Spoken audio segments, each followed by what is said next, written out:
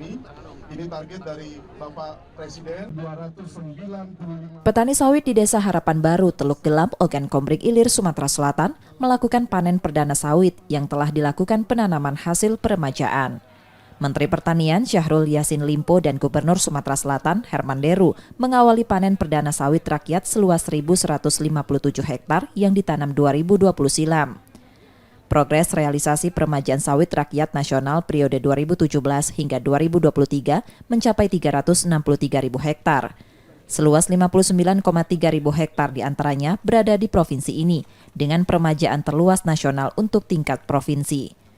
Termasuk realisasi peremajaan di Oki, mencapai 27,9 ribu hektar dan jadi terluas nasional tingkat kabupaten.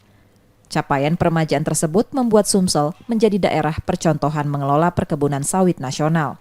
Program tersebut membantu perkebunan rakyat memperbaharui sawitnya menjadi berkualitas dan berkelanjutan.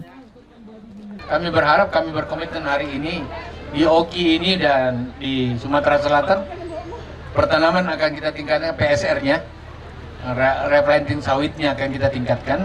Biar bagaimana sawit kita yang udah di atas 15-25 tahun, pasti produksinya akan turun. Oleh karena itu, berbagai langkah untuk melakukan replanting adalah jalan paling pasti yang harus kita lakukan.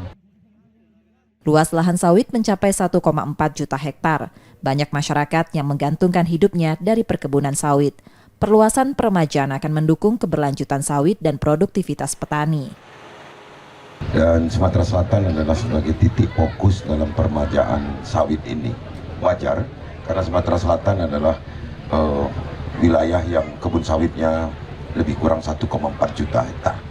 Dan tentu rakyat banyak bergantung nafkah hidupnya dari perkebunan sawit ini.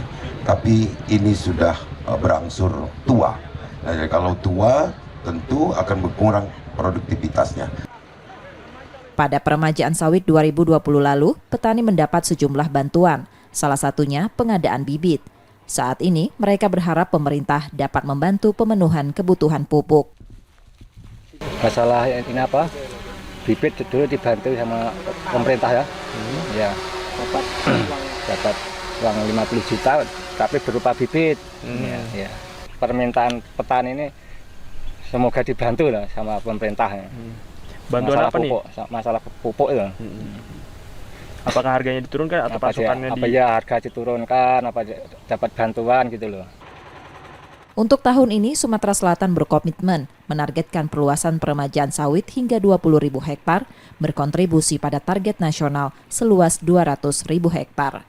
M. Rizky Nurmizan, Kompas TV, Ogan Komering Ilir, Sumatera Selatan.